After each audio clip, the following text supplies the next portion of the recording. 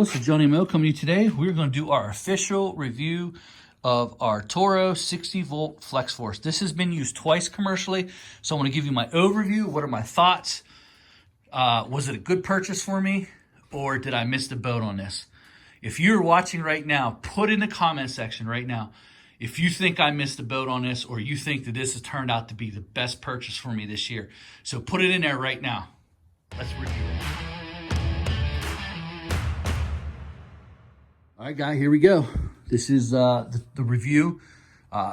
So before we get started, I'm a commercial snowplower, and I bought this particular Flex Force 60 volt for this reason. So I want to give you, before I review it, I want to give you why I bought it. So here you have the setup. I have a Boss TGIS 1100, and you can see how high up this is. So I used to use 721 power clears. So what I do is I put salt on that. I put the shovels in the backside. And then if it's above 2 inches, because shovels are just a waste of time in 2-inch storms, over 2 inches, I put the snowblower right here.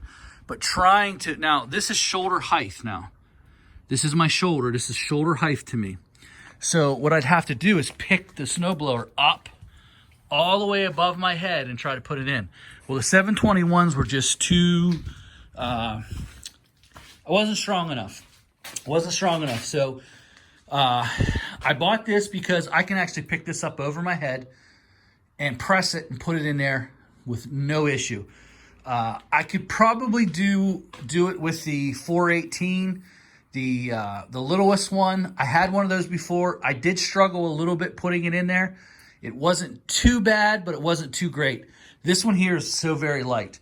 So this is why I bought this. So this is coming from a person who does this commercially.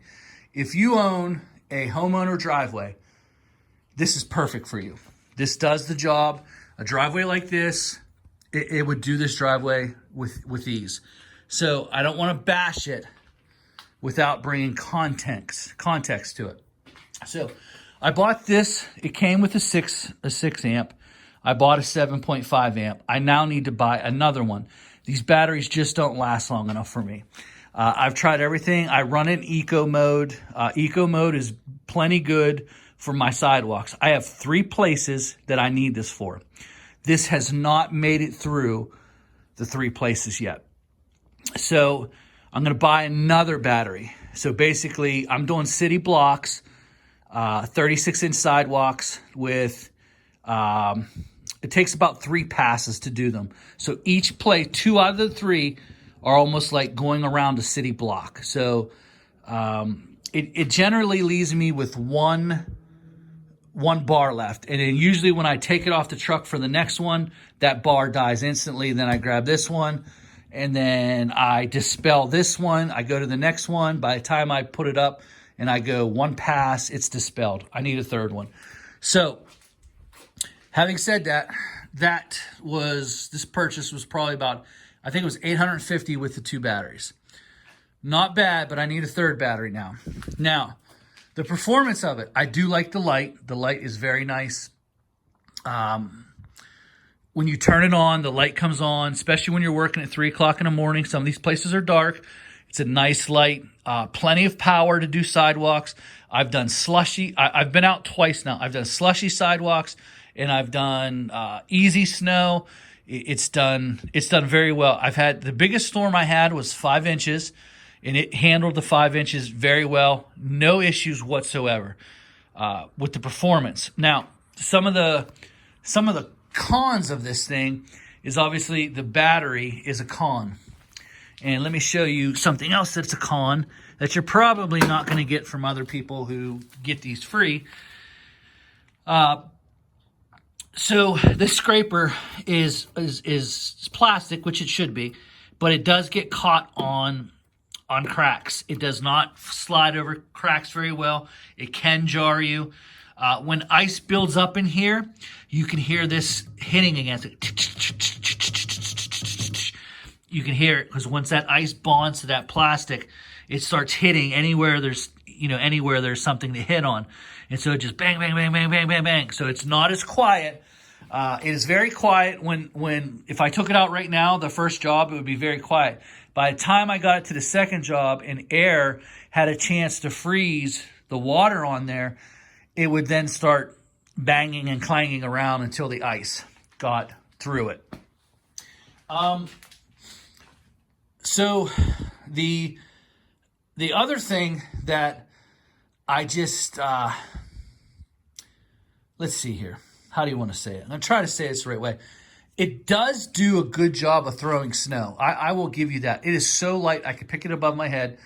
The battery life is just absolutely horrendous.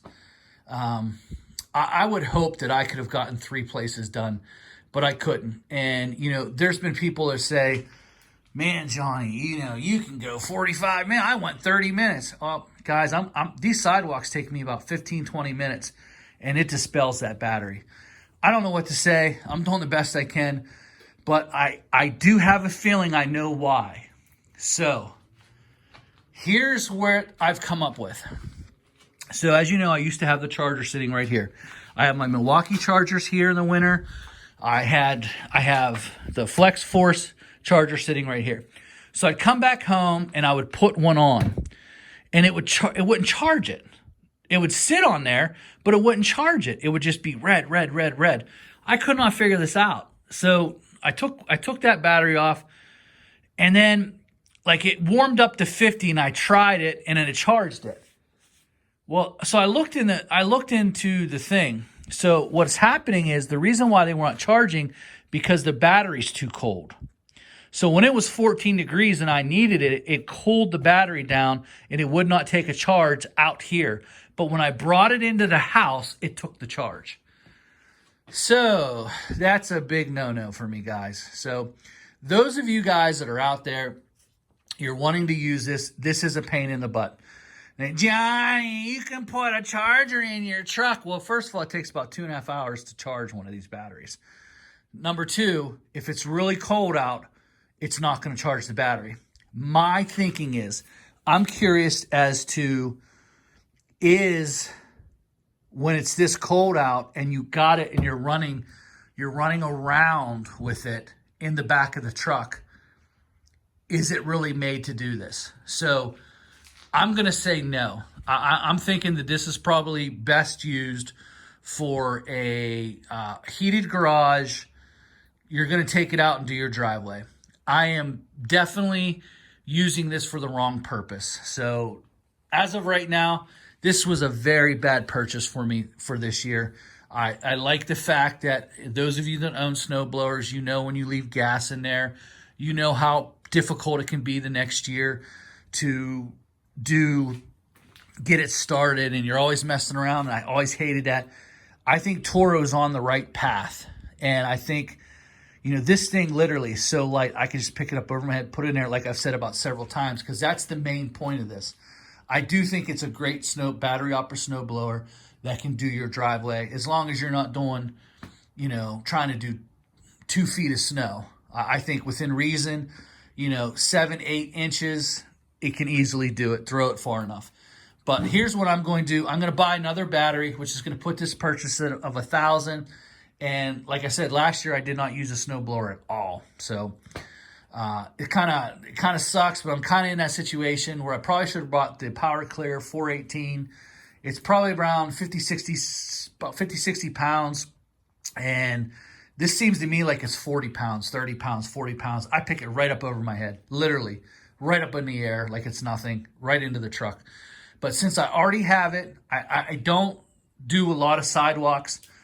I'm going to use this. I'm going to get the extra battery, and we're just going to get it over with. I'm going to charge it in the house. That's how I'm going to get away with it. So, guys, that's my time. That's my review of the Toro Power Clear, the E21. So, guys, it didn't work out for me, and that's my official review of it. It's very well built. I have no issues with that. It can do it. It can do it, but you're going to need a lot of batteries to do what you need to do. So this is not something that you can go out there with a crew and use commercially. And the plastic is pretty cheap in there. I could bust it up pretty good. I could just tell when I'm using it, that plastic. you know, if you slapped a rock in there hard enough, it wouldn't be good. So that's my time. You have any questions about this power clear? If you want any recommendations for, you know, my favorite snow blower is obviously the Toro 721 with the zip control. I love that blower. It's just too heavy to get it up over. Too heavy to get it up over that truck. So, I mean, obviously that's, you know, that's shoulder length. Top of that truck is shoulder length. So I would have to pick up a Toro Power Clear up over my head and put it in there. And the thing that you don't realize is after you do your first snowstorm, the snow will get all through there and it'll freeze as ice and it adds weight to it. So an 80-pound snowblower becomes 110 pretty quick. Guys, that's my time. Hope you enjoyed this. Like, comment, subscribe. Put in the comment section what you guys use for sidewalks. What do you guys use from 1 to 2 inches and 2 on up? Let me know what you guys use. Help me out. It's been a bother for me for years, and I always use snow blowers until I got this truck. When I got this truck just sits up way too high. You're just not going to pick it up over and over again. So what do you guys think? Give me some advice here. Thanks.